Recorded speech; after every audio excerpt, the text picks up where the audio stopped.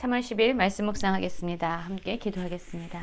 하나님, 우리가 주님의 본심, 주님의 진심, 주님의 의도를 아는 자 되기 원합니다. 주님의 말씀을 표면적으로 이해하는 자들이 아니라 그 말씀의 진정한 의미를 이해하게 하시고 분별하게 하시고 깨닫게 하셔서 말씀을 믿음으로 살아내게 하여 주시옵소서. 예수님 이름으로 기도했습니다. 아멘. 오늘의 말씀은 마태복음 19장 1절부터 12절까지의 말씀입니다. 말씀을 함께 살펴보시기 전에 개인적으로 말씀을 꼭 읽으시고 묵상하는 시간 가지시기 바랍니다. 19장 1절입니다. 예수께서 이 말씀을 마치시고 갈릴리를 떠나 요단강 건너 유대 지경에 이르시니 큰 무리가 따르거늘 예수께서 거기서 그들의 병을 고치시더라 라는 말씀으로 시작하고 있어요.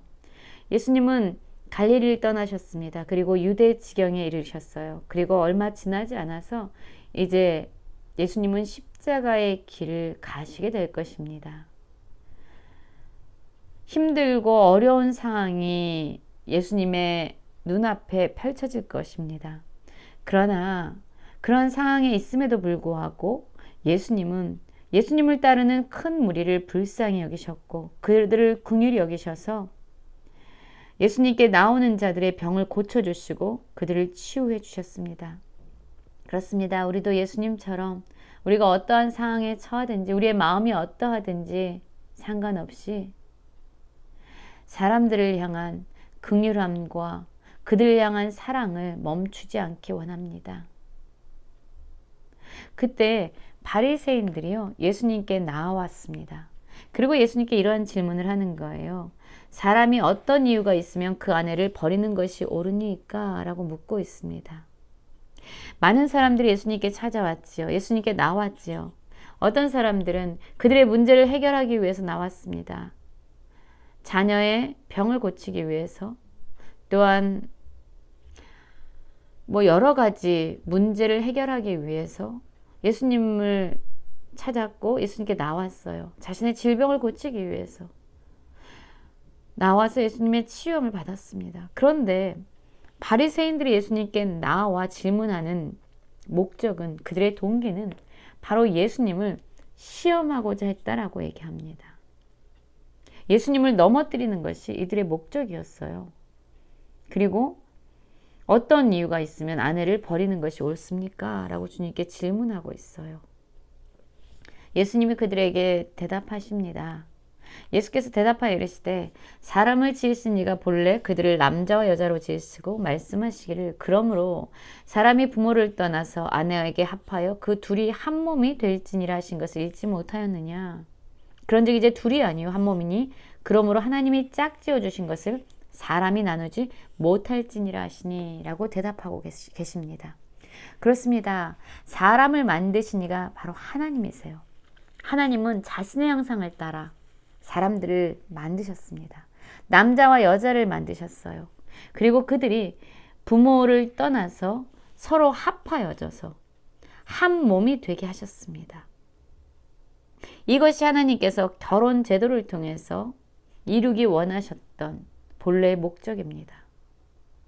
그들을 분리시키고 그들을 떼어놓는 것이 목적이 아니라 그들이 서로 한 몸처럼 친밀한 교제 가운데 풍성한 관계의 기쁨을 누리도록 하나님께서 결혼이라는 제도를 사용하셔서 남자와 여자가 한 몸이 되게 하셨어요.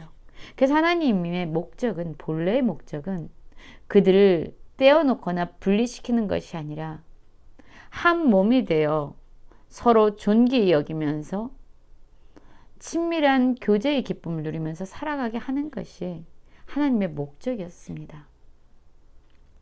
그래서 예수님은 하나님이 짝지어 주신 것을 사람이 나눌 수 없다. 어떤 이유로든 아내를 버리는 것은 옳지 않다라고 지금 바리새인들에게 대답해 주고 있습니다.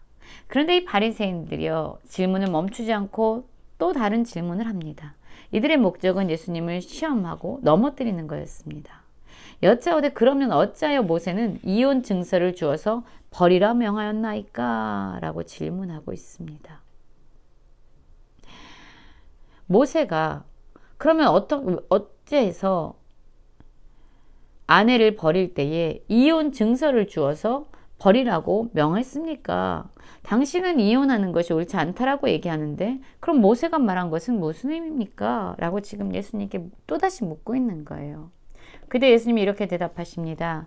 예수께서 이르시되 모세가 너희 마음의 완악함 때문에 아내 버림을 허락하였거니와 본래는 그렇지 아니하니라 라고 말합니다. 하나님이 모세를 통해서 아내를 버리도록 허락하신 것은요, 하나님의 본래 뜻이 그렇기 때문이 아니라 바로 인간 안에 있는 마음의 완악함 때문에 아내를 버리는 것을 허락했다라고 얘기합니다. 무슨 의미입니까? 만약에 하나님께서 정말로 이혼을 완전히 금하셨다면, 이혼 증서를 주어서 아내를 버리는 것을 허락하지 않으셨다면 여러분 어떤 일이 일어납니까? 남편들은 아내와 이혼하지 않은 상태로 살면서 아내를 멸시하고 그들을 비인격적으로 대우하고 자신의 아내에게 더 심한 고통을 가중시킬 것입니다. 그러면 연약한 아내는 이혼할 수도 없고 남편의 그러한 악한 행위를 견디면서 점점 더 고통스럽고 상처 입은 그러한 모습으로 살아가게 되겠지요. 그렇기 때문에 하나님께서는 이러한 인간의 완악함을 알기 때문에 이 연약한 자를 보호하기 위해서 이혼 증서를 써주어서 그를 버리라고 허용하신 거예요. 이것이 옳다라고 말씀하신 것이 아니라 연약한 아내들을 남편의 폭력적이고 그러한 비인격적인 대우로부터 그들을 보호하기 위해서 하나님이 이것을 허용하신 것이죠. 그러나 이혼과 관계의 깨어짐은 하나님의 본래 의도는 아니었다는 거죠. 약한 자를 보호하기 위한 하나님의 방법이었던 겁니다.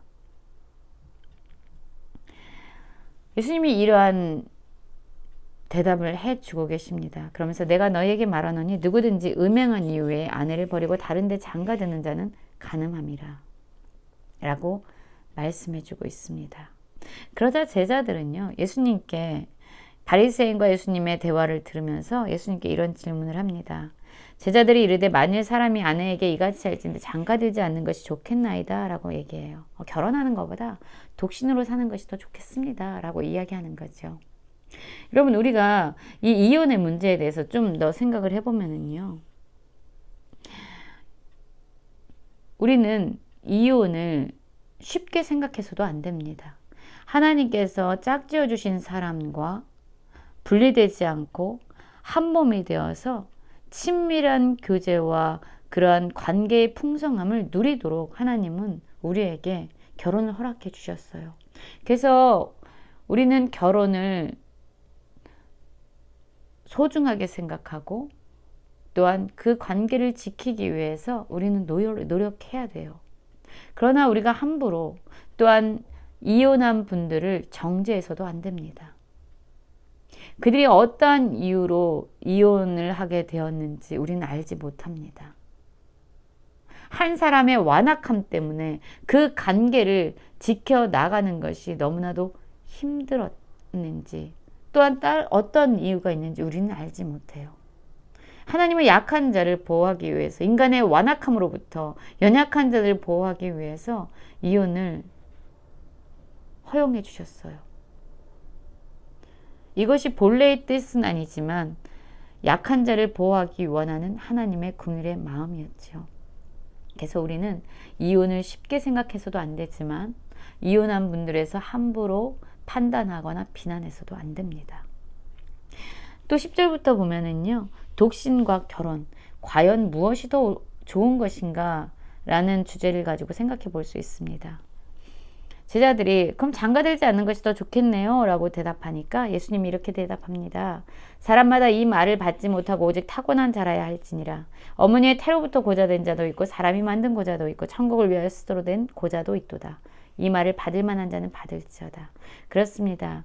우리가 독신으로 살 거냐 결혼해서 살 거냐 어느 것이 더 좋은 것이고 어떤 것이 더 나은 것이나 우리는 판단할 수 없습니다. 독신으로 사는 것도 하나님의 부르심 가운데서 그들에게 주신 사명을 이루어가기 위한 그러한 자리고요. 또한 결혼이란 것도 하나님께서 우리를 부르신 그 목적대로 우리에게 허락하신 자리입니다. 단지 우리가 독신이든 결혼했든 어떤 모습에 있든지 하나님의 부르심에 따라 우리에게 허락하신 그 자리에서 우리는 충성된 삶을, 믿음의 삶을 살아나가야 될 것입니다. 하나님의 본래의 뜻이 무엇인지 분별하기 원합니다. 그냥 형식적으로만, 외형적으로만 지키는 사람들이 아니라, 그리고 마음 안에는 완악함을 가득 가지고 있는 상태에서 살아가는 자들이 아니라 하나님의 본래의 뜻을 이해하고 또한 그 본래의 뜻대로 믿음으로 살아내는 우리 모두가 되기 원하고, 우리의 모습이 어떠하든 우리의 상황이 어떠하든 하나님의 부르심을 따라서 그 자리에서 충성된 삶을 살아가는 모든 성도님들 되시길 간절히 기도합니다.